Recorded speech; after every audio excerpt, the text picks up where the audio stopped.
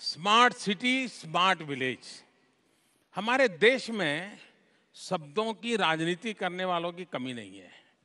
आप smart city कहोगे तो कहेगा स्मार्ट विलेज क्यों नहीं कर रहे हो, स्मार्ट विलेज करोगे तो कहेगा स्मार्ट सिटी क्यों नहीं कर रहे हो।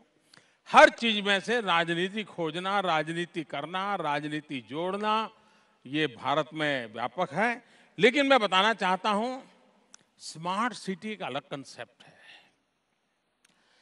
लेकिन क्या गांव की स्थिति बदलनी चाहिए?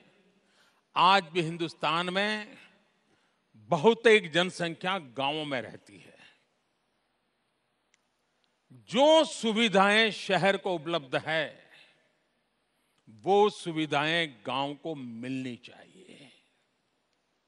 और इसलिए हमने एक रर्बन मिशन लिया है।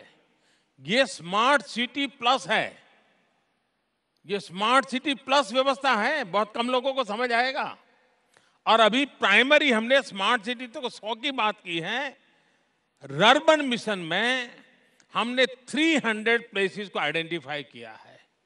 ये ब्लॉक से भी नीचे के हैं, छोटे छोटे गांवों का क्लस्टर है, और वे पोटेंशियली उस इलाके के ग्रोथ सेंटर बन सकते हैं। अगल बगल के गांव के लोग शिक्षा के लिए वहां आते होंगे, अगल बगल के गांव के लोग अपना माल बेचने के लिए आते होंगे, माल खरीदने के लिए आते होंगे, बीमारी वगैरह रही हुई तो अगल बगल के लोग वहां आते होंगे, मोबाइल फोन रिपेयर करवाना होगा, चार्ज करवाना होगा तो वहां आते होंगे।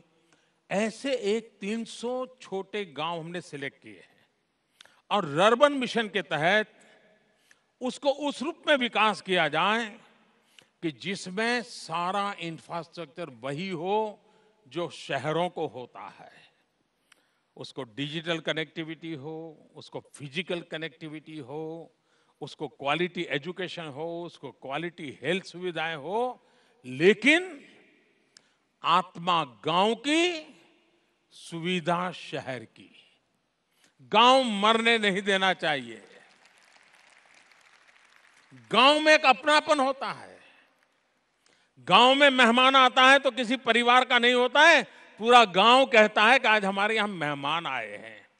गांव में बारात आती है तो एक परिवार में बारात नहीं आती, पूरा गांव कहता है आज तो हमारे शहर गांव में बारात आई, हमारी बिटिया की शादी है।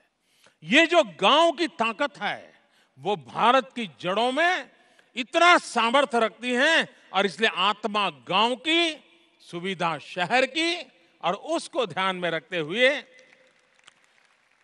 रर्बन मिशन को हाथ में लिया है, जो एक प्रकार से स्मार्ट सिटी प्लस योजना है और उस पर काम चल रहा है, बहुत तेजी से काम चल रहा है। वो भविष्य के रूरल इकोनॉमी के ग्रोथ सेंटर बन जाएंगे और एक बहुत बड़ा बदलाव उससे आने वाला है।